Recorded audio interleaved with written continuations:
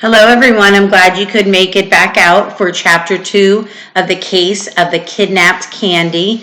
The first thing that I normally do is when I reread or when I get ready to read a new chapter, I kind of remind myself what I've already read. As you recall from Chapter 1, the student was in class and the teacher had said that they were going to be writing love poetry, and it was obvious from this student's words and actions that he did not want to do love poetry.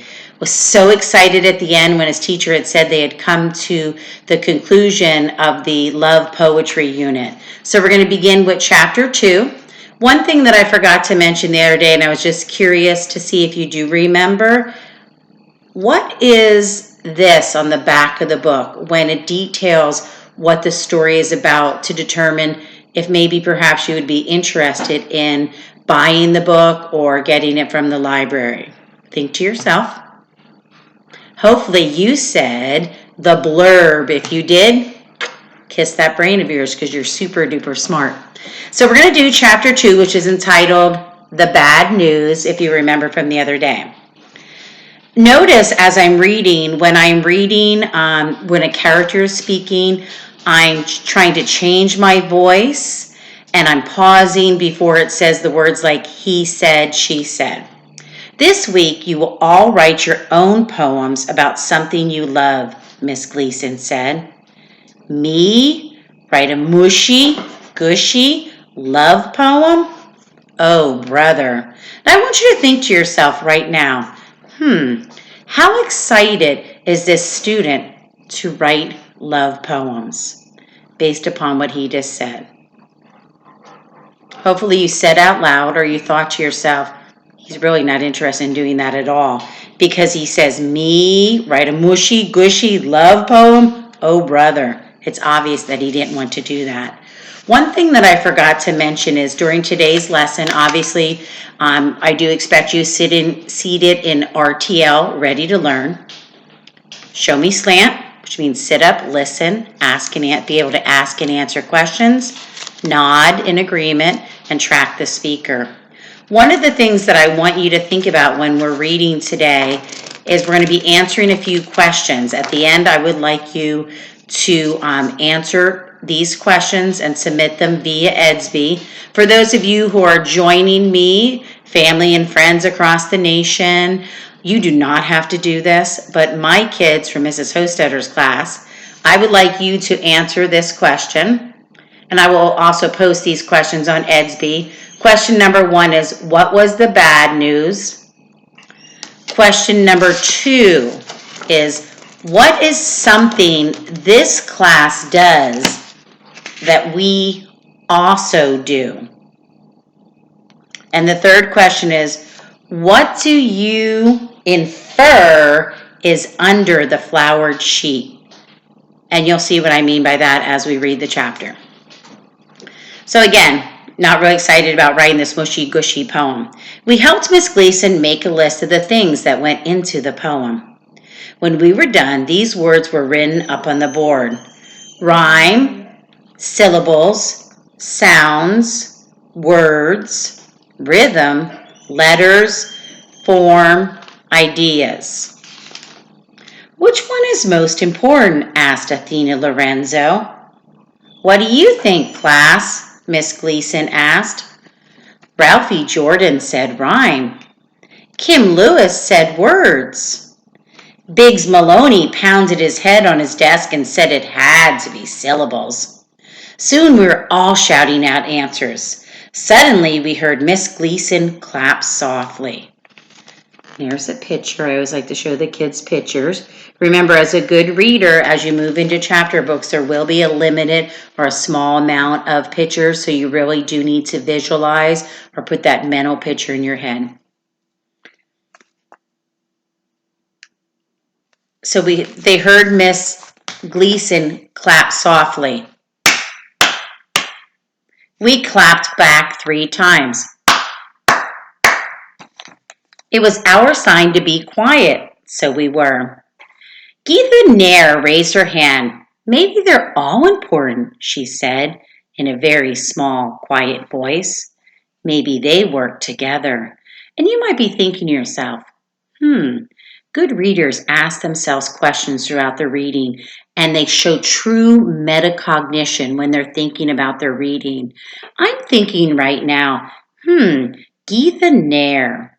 She's probably one of those students that's kind of shy in class because, according to the textual evidence, when she said maybe they're all important, it says that she said it in a very small, quiet voice. That's why we can infer that she's shy. Miss Gleason smiled at her. I think that's exactly right, Geetha. Every piece of a poem has its own job to do.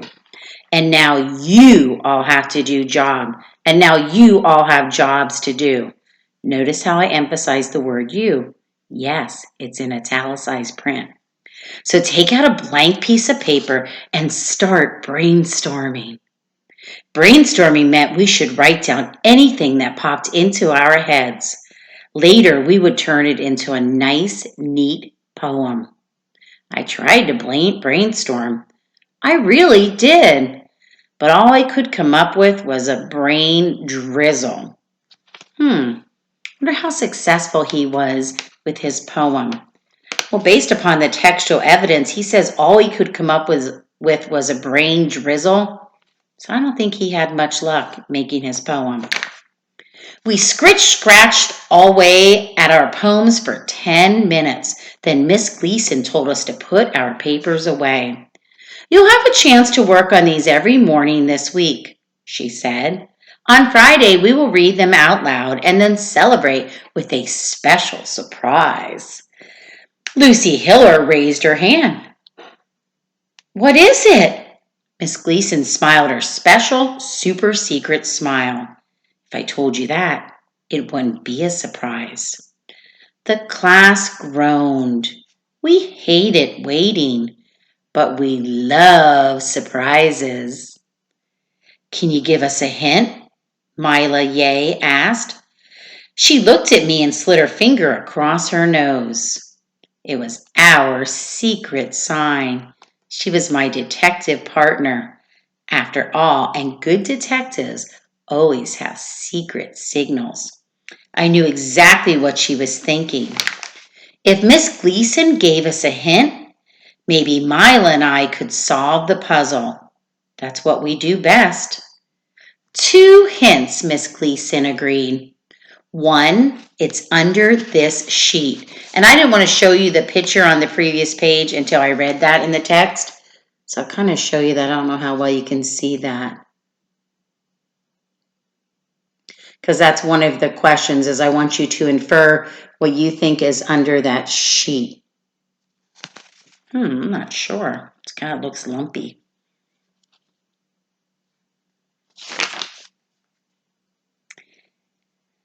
She pointed to a bright pink flowered sheet. It was draped over a lumpy object on the corner of her desk. I said it looked lumpy. Here's your second hint. Since you're writing poems about something you love, your special treat will be something I love. And I think you're going to love it too. Yeesh, there was that word again. What would a teacher love? Homework?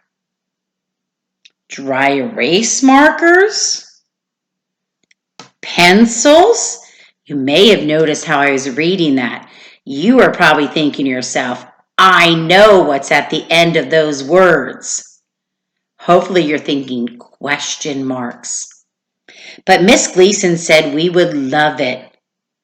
So it couldn't be anything like that, right? This wasn't just a surprise, it was a mystery. And when you're a private detective, there's plenty to love about that. You'll have to wait till next time to find out what it is. The next chapter, chapter 3, is called A Blank Page.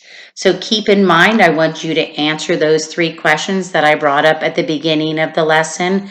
I will also post them on Edsby for you. I look forward to seeing you next time and enjoy your day. Love you.